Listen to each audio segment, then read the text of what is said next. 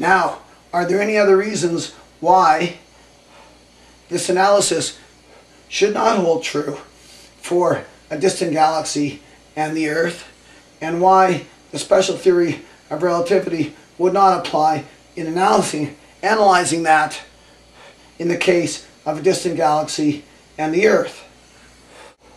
Well, two reasons are sometimes given. One has to do with the co-moving frame of reference, and the other has to do with gravity and general relativity. Regarding the co-moving frame of reference, some people point out that calculated in a co-moving frame of reference, there is no recessional velocity because the distance doesn't change as space expands. Now, how could it be that using one frame of reference, a regular frame with the Earth being constant, we find a recessional velocity and a Doppler shift, and then simply switching to a co-moving frame eliminates the Doppler shift? Well, the answer is that moving to a co-moving frame does not eliminate the Doppler shift, it just hides it. And here's how the recessional velocity is hidden in a co-moving frame, and the complete analysis of a co-moving frame will show a recessional velocity. The basic formula is given here for translating a regular distance in, let's say, kilometers into a distance in the co-moving frame, which can also be measured in kilometers, but they're a special kind of kilometers. They're co-moving kilometers. And that means that the length of those kilometers in our regular kilometers expands as space expands. So the formula is that regular kilometers equal co-moving kilometers times the scale factor. And it follows from the way the co-moving frame is defined that the change in the distance in the co-moving frame as a result of the expansion of space over the change in time, that change will always equal 0. So we won't immediately see a recessional velocity, but it's still there, it's just hidden. And the reason it's hidden is because the scale factor is changing over time.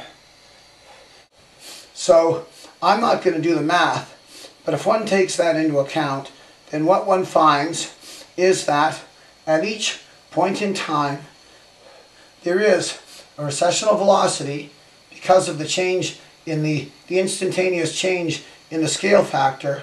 There is a recessional velocity between the two objects. And since there is a recessional velocity, one would expect the usual Doppler shift analysis should apply.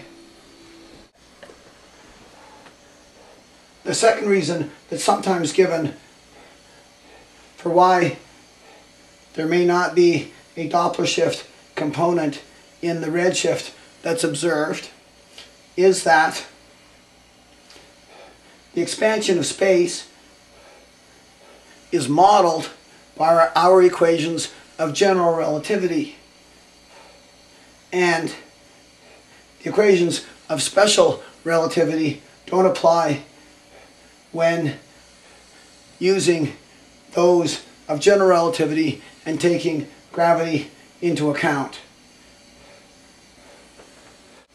So I'll present two thought experiments to show how that line of reasoning doesn't apply or is not correct. So here's an object with a big gravitational force, maybe the sun, whatever. An observer at some fixed distance releases a probe. that has, at time equals 0, a velocity of 0. Then the probe falls into this object as a result of the gravity of that object. So at time equals 1, it has some velocity. At time equals 2, it has a velocity that's bigger because it's accelerating under the influence of gravity, and so on. At time equals 3, it burns up. It had a velocity that was the largest yet.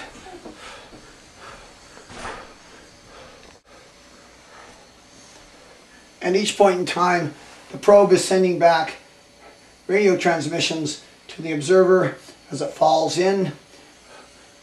Now, obviously, we know that those radio transmissions will be redshifted when they're received by the observer, and I don't think anyone would dispute that the redshift is comprised of two components. One, the Doppler redshift that arises as a result of the velocity of the probe at each point in time as it falls into the object. And the second is the gravitational redshift, which is caused by the higher gravitational, I'll call it, densities that exist as the probe gets closer and closer to the gravity source. And I won't say any more about this.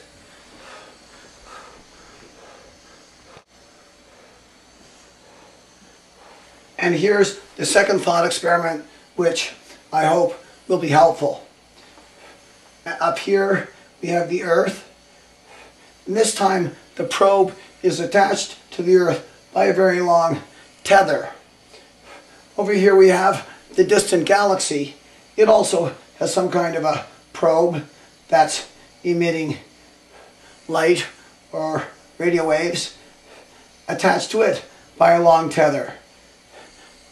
These long tethers are why thought experiments are so useful.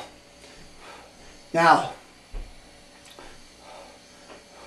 at this point in time, the galaxy has a recessional velocity from the Earth, v1, some amount greater than 0. So, as the galaxy and the Earth move farther apart, the galaxy's recessional velocity increases. We know that, not disputed. So here's the point in time when the two probes are next to each other. And here's a point in time when they're now a little bit apart on the other side. Now we imagine that what would be observed regarding the radio beacon or waves or light beams emitted by this probe, the galaxy's probe, just as it's passing our probe. Well, everything we know about physics and observations of how the universe functions tell us that there will be a Doppler redshift directly proportionate to the relative velocities of these two objects.